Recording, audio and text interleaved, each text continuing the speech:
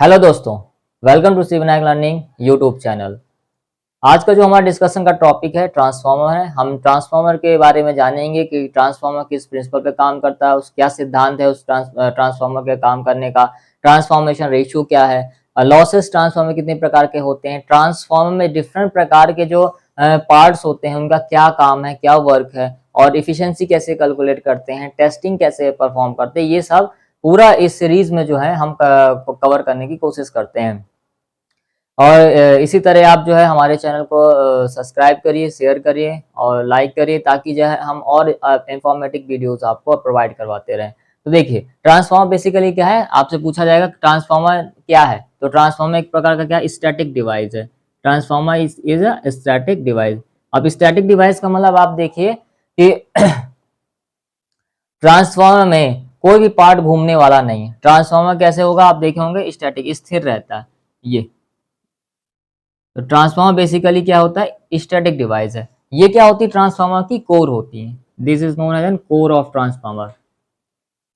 और ये कोर कैसी होती है, लैमिनेटेड होती है। क्वेश्चन आप पूछा जा सकता है कि core of transformer is what, how it is, it's a laminated sheets of silicon steel. Laminated sheet of silicon steel किसकी बनी होती है, सिलिकॉन स्टील। या एक स्पेसिफिक मटेरियल की बनी होती है जिसका नाम क्या होता है, CRGO, cold rolled grain oriented steel. इसका क्या नाम है, मतलब जो अगर स्पेसिफिक नाम पूछ रहा है तो बेसिकली आप क्या लगाएंगे, CRGO। और अगर पूछा जा रहा है कहीं ऑप्शन नहीं CRGO, अगर सिलिकॉन स्टील है तो सिलिकॉन स्टील लगा देंगे, ठीक है। आप ये देखेंगे कि ये जो कोर है, ये ट्रांसफार्मर की कोर का क्या काम होता है, ये भी आप समझ लीजिए कि ये जो कोर होती है ये क्या करती है, फ्लक्स को फैलाने का काम करती है। जो वाइंडिंग्स में जो फ्लक्स डेवलप हो रहा है, मैग्नेटिक फ्लक्स, इलेक्ट्रोमैग्नेटिक इंडक्शन के कारण उसको जो है स्पेस प्रोवाइड करती, ताकि वो जो है मतलब पाथ प्रोवाइड करती ताकि वो चल सके, ठीक है। बेसिकली आप देखे होंगे ये वाइंडिंग्स होती ट्रांसफार्मर की।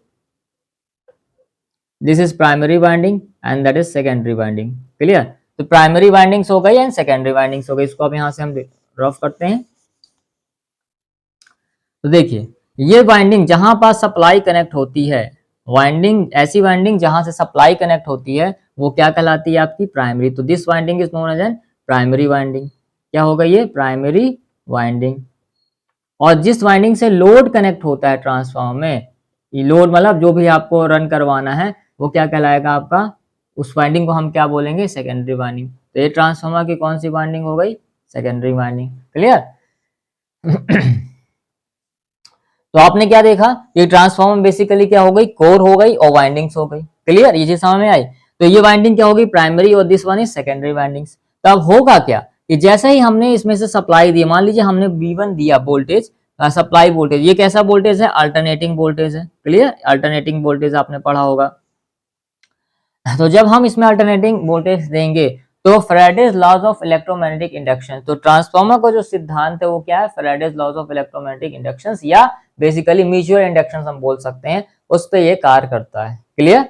अब होता क्या है म्यूचुअल इंडक्शन में कि हमने क्या किया, इस प्राइमरी वाइंडिंग्स में हमने करंट फ्लो करवाई, मतलब इसमें हमने सप्लाई दिया तो इसमें तो क्या फ्लो होगी, करंट फ्लो होगी।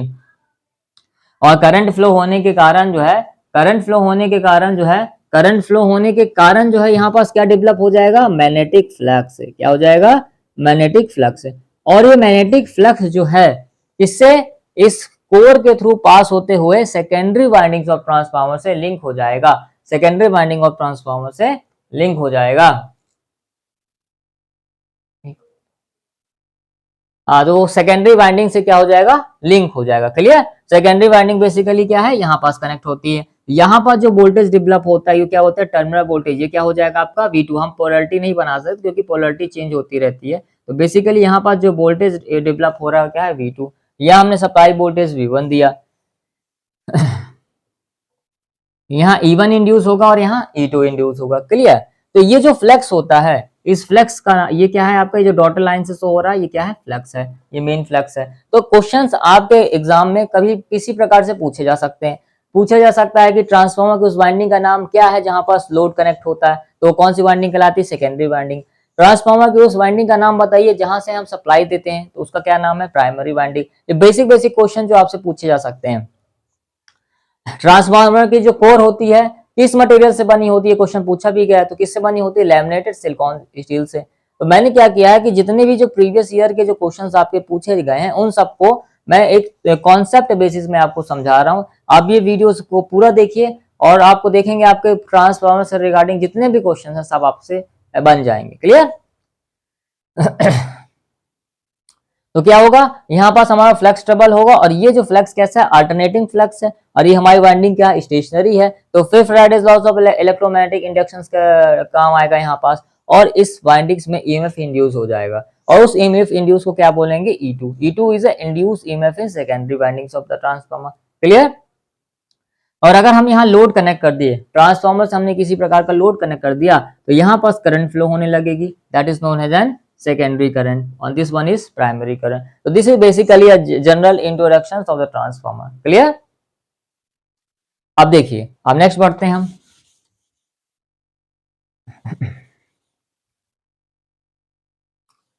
अब जो ट्रांसफार्मर होते हैं, ट्रांसफार्मर कई प्रकार के होते हैं। तो पहले आप देख लीजिए स्टेप अप ट्रांसफार्मर क्या होता है। स्टेप अप ट्रांसफार्मर,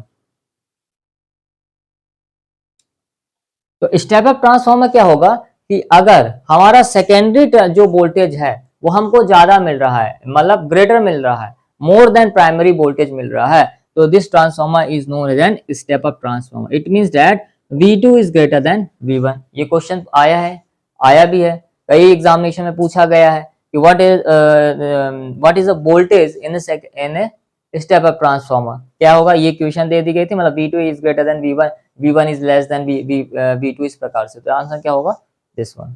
ठीक। देन आता है स्टेप डाउन ट्रांसफार्मर। अब स्टेप डाउन ट्रांसफार्मर क्या होता है, स्टेप डाउन का मतलब क्या है, डाउन का मतलब कम बेसिकली। तो स्टेप डाउन ट्रांसफार्मर में क्या होगा, जो हमारा सेकेंडरी वोल्टेज है वो कम होगा, किससे, प्राइमरी से। तो V2 is less than V1। Clear? तो ये चीजें आपको क्लियर हुई, ये स्टेप अप है स्टेप डाउन आप अच्छे से समझ गए हैं। अब देखिए दूसरे टाइप के जो ट्रांसफार्मर होते हैं वो सेल टाइप होता है। ठीक है, shell type and core type, इसको भी समझ लीजिए। क्या होगा, shell type and core type. तो अब देखिए, अब जो ट्रांसफार्मर जो होंगे कोर टाइप और सेल टाइप, दो टाइप के और होते हैं।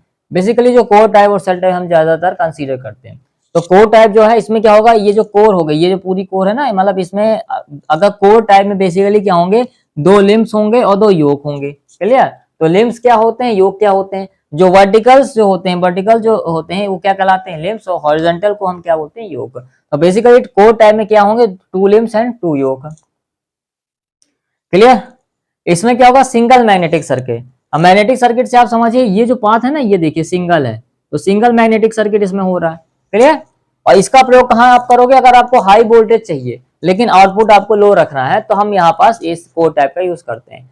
लेकिन अब दूसरा टाइप होता है सेल टाइप। अब सेल टाइप ट्रांसफार्मर में क्या आएगा, सेल टाइप में डबल सर्किट हो जाएंगे। देखिए एक सर्किट ये हो गया आपका, और यहाँ से एक सर्किट ये कवर हो रहा है। ठीक है, डायग्राम जो है थोड़ा क्लियर नहीं बन पा रहा है, तो आप समझ लीजिए। ठीक है, और इसमें जो सेंट्रल लिंप होगी, इस सेंट्रल लिंप के अंदर ही आप क्या रखेंगे, दोनों वाइंडिंग रखेंगे, हाई टेंशन मतलब हाई वोल्टेज और लो वोल्टेज दोनों प्रकार की वाइंडिंग जो इसी पे होगी। क्लियर? इसमें लिम्ब कितने होंगे, तीन लिम्ब्स होंगे, तो याद रखना तीन लिम्ब्स इसमें होंगे। और इसमें क्या होगा, वोल्टेज बेसिकली लो वोल्टेज के लिए यूज होगा और हाई आउटपुट पावर इसके लिए यूज हो जाएगी। ठीक है, अच्छा, क्वेश्चन किस प्रकार से पूछा जाएगा, आप ये समझ लीजिए। क्वेश्चन ये पूछा जाएगा कि कोर टाइप ट्रांसफार्मर में कितने लिम्ब्स होंगे, कितने योक होंगे, क्वेश्चन इस टाइप से पूछा जा सकता है।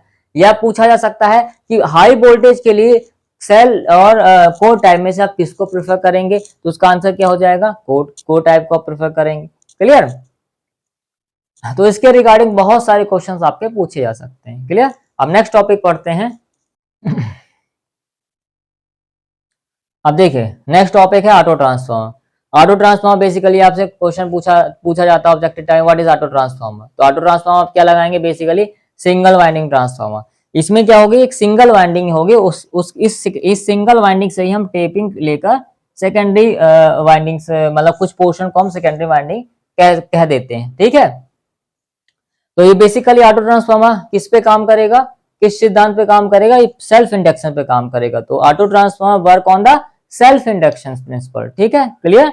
अब इसको हम कहाँ कहाँ यूज कर सकते हैं, बेसिकली ये रेगुलेटिंग ट्रांसफार्मर की तरह यूज होता है, और दूसरी बात इसको हम बूस्टर की तरह यूज कर सकते हैं एसी सर्किट्स में, वोल्टेज को मतलब राइज करने के लिए तो बूस्टर ट्रांसफार्मर की तरह हम इसको यूज कर सकते हैं, क्लियर।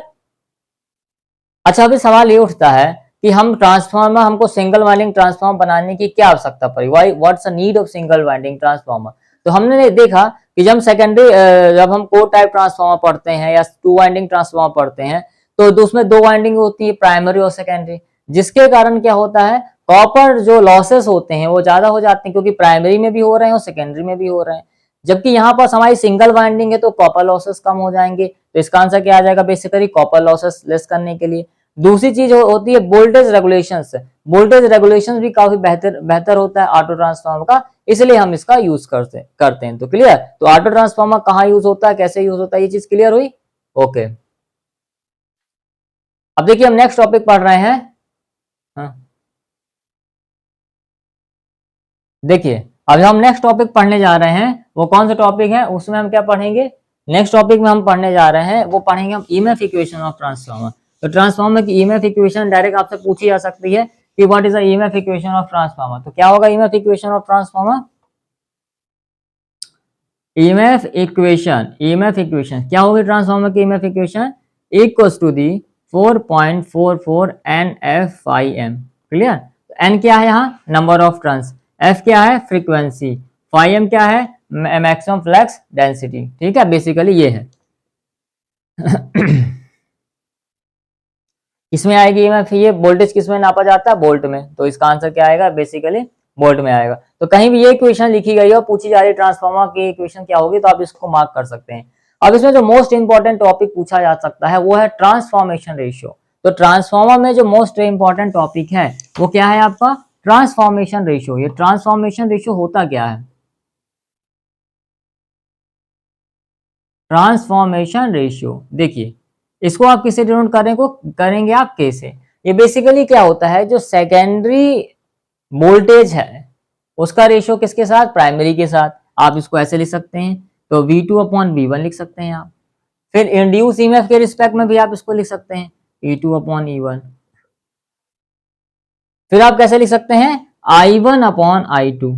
तो बेसिकली ये जो रेशियो है, बेसिकली क्या है, ट्रांसफॉर्मेशन रेशियो क्या कहलाता है कि सेकेंडरी जो साइड का जो वोल्टेज है या उसका ईएमएफ, इंड्यूस ईएमएफ है, उसका क्या रिलेशन है प्राइमरी साइड से, प्राइमरी साइड के वोल्टेज को, उसको हम क्या पढ़ते हैं, transformation ratio, clear. Step up transformation ratio, step up transformer का बेसिकली ट्रांसफॉर्मेशन रेशियो कितना हो जाएगा, 1 से ज्यादा ही होगा स्टेप अप का, और स्टेप डाउन का क्या हो जाएगा, 1 से कम हो जाएगा, क्लियर। तो ये बेसिकली आपसे पूछा जा सकता है, तो आप इसको याद रखिएगा ट्रांसफॉर्मेशन रेशियो होता क्या है। तो आप जो है इस पूरे इक्वेशंस को आप अच्छे से समझ लीजिए कैसे क्या करना है, और आप इसको मार्क कर सकते हैं, ठीक है, क्लियर। अब देखिए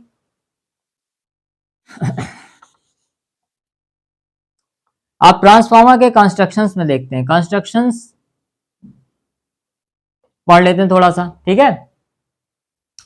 तो ट्रांसफार्मर के कंस्ट्रक्शन में आप देखेंगे कि ट्रांसफार्मर जो है बेसिकली आप देखे होंगे ट्रांसफार्मर बहुत सारे उसमें जो लगे रहते हैं, क्या बोलते हैं, प्रोटेक्टिव डिवाइस लगा रहता है ना। और कंस्ट्रक्शन काफी जो है उसका बोल सकते हैं कॉम्प्लेक्स है, कॉम्प्लेक्स कंस्ट्रक्शन होता है, ठीक है। उसमें क्या क्या रहती हैं, कोर्स रहती हैं, वाइंडिंग्स रहते हैं, ठीक, कंजर्वेटर आपका रहता है, बुको ब्रीदर रहता है, अंदर बुकोज रिले रहता है। तो इन सब का क्या काम है ये सब भी हम पढ़ते हैं, ठीक है। व्हाट्स वर्क, इनका क्या वर्क है, कैसे काम करते हैं। तो आप देखे होंगे कंजर्वेटर, तो कंजर्वेटर का क्या काम है, आप देखे होंगे एक सिलेंड्रिकल स्ट्रक्चर जो होता है ट्रांसफार्मर में लगा होता है। आप देखे होंगे ट्रांसफार्मर में एक सिलेंड्रिकल स्ट्रक्चर जो ऊपर देखे होंगे इस टाइप का लगा रहता है, ऐसे कनेक्ट होता है ट्रांसफार्मर के। तो ये जो सिलेंडर रहता है इसको क्या बोलते हैं, कंजर्वेटर। इस कंजर्वेटर का काम क्या होता है कि ट्रांसफार्मर के अंदर ये जो ऑयल भरा रहता है, क्या ऑयल भरा रहता है, ट्रांसफार्मर के अंदर ये जो ऑयल होता है, ट्रांसफार्मर ऑयल, जब वो क्या होता है वाइंडिंग के हीट के कारण क्या होता है, एक्सपेंड होता है। तो उस वाइंडिंग को क्या करना, उस जो ऑयल हीट हो रहा है उसको स्पेस प्रोवाइड कराने का काम करता है, ठीक है। तो बेसिकली कंजर्वेटर का काम क्या होता है, ऑयल को एक्सपेंशन के जब होता है ट्रांसफॉर्मर का, उसको क्या करना, स्पेस प्रोवाइड करवाना। क्लियर, ये हो गया। नेक्स्ट चीज क्या होती है, ब्रीदर। तो ब्रीदर कहाँ होता है ट्रांसफॉर्मर में, ब्रीदर आप देखे होंगे। ब्रीदर बेसिकली क्या होता है, ब्रीदर में मोस्ट इंपॉर्टेंट जो चीजें याद रखनी है उसमें क्या है, सिलिका जेल। क्लियर, क्या होगा जब ट्रांसफॉर्मर का ऑयल गर्म होगा तो क्या होगा, एक्सपेंड होगा। एक्सपेंड होने के बाद जब वो ठंडा होगा तो क्या होगा, कूल डाउन होगा। तो बेसिकली वो कहां पास आएगा, अपनी जगह पर आएगा। तो जब वो अपनी जगह पर आता है तो ब्रीदर के थ्रू जो है मॉइस्चर भी जो है ट्रांसफॉर्मर के अंदर चला जाता है ना। तो उस मॉइस्चर को प्रिवेंट करने के लिए, क्योंकि अगर तेल मॉइस्चर चला जाएगा तो वो उसकी लाइफ को क्या कर देगा, कम कर देगा। तो उसको प्रिवेंट करने के लिए हम यूज करते हैं सिलिका जेल। क्या यूज करते हैं, सिलिका जेल।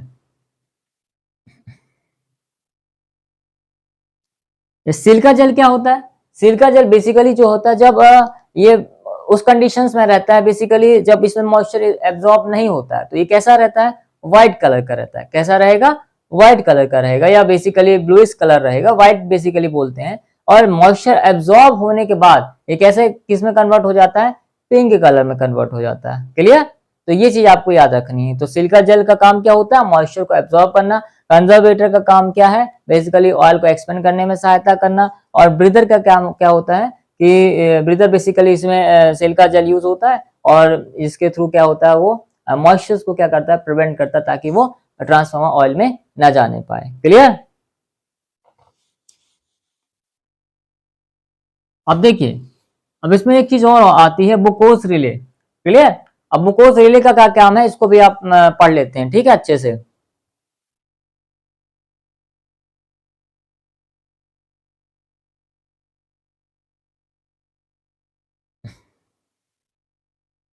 अब देखिए, ये जो बुकोस रिले होता है इसका क्या काम होता है, ट्रांसफार्मर के अंदर क्या है, ऑयल एक्सपेंड होता है। ऑयल एक्सपेंड होने के कारण क्या होता है, कभी कभार एक्सेसिव हीट के कारण क्या होता है, ब्लास्टिंग की भी संभावनाएं हो जाती है, ऑयल बहुत ज्यादा एक्सप्लोड हो सकता है। तो उन सबको प्रिवेंट करने के लिए ट्रांसफार्मर में क्या यूज होता है, बुकोस रिले। बुकोस रिले का काम होता है ट्रांसफार्मर के अंदर जितने प्रकार के इंटरनल फॉल्ट्स हैं, जितने प्रकार के इंटरनल फॉल्ट उत्पन्न हो रहे हैं, उन सबको क्या करना, प्रिवेंट करना। एक बेसिकली सिग्नल की तरह काम करता है, ठीक है, एक प्रिवेंटिव सिग्नल देता है। क्लियर, तो बुकोस रिले क्या करता है, ट्रांसफार्मर के इंटरनल फॉल्ट्स को प्रिवेंट करता है। ये चीज क्लियर हुई, चलिए। और सिलिका जेल याद रखिएगा, आपको हमेशा याद पूछा जाएगा सिलिका जेल क्या होता है। सिलिका जेल जब मॉइस्चर एब्जॉर्ब नहीं होता है, किस कलर का होता है, ब्लू कलर का होता है, ठीक है। मॉइस्चर एब्जॉर्ब होने के कारण ये क्या हो जाता है, पिंक हो जाता है। याद रखिएगा, ब्लू से किस में कन्वर्ट हो जाएगा, पिंक। इस तरह आप याद रखेंगे ना तो आपको अच्छे से याद हो जाएगा। ये क्वेश्चन हर बार पूछा जाता है, मोस्ट इंपॉर्टेंट क्वेश्चन है, ज्यादातर एग्जामिनेशन में पूछा गया है कि सिलिका जेल का कलर मॉइस्चर एब्जॉर्ब होने के बाद क्या हो जाता है या बिफोर क्या रहता है। क्लियर, ये टॉपिक आपको